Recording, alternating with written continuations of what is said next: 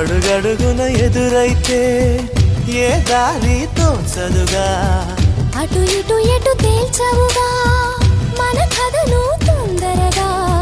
ప్రతి చోట నీ నవ్వే పిలుస్తోందిగా. నన్ను దాటి వెళ్ళలేవు, నిన్ను నువ్వు దాచలేవు, ఏమి చెయ్యనయ్యో రామా. ఉన్న మాట చెప్ప నీవు ఊరుకుంటే ఒప్పుకోవు ఇంకెలాగే సత్యభామా.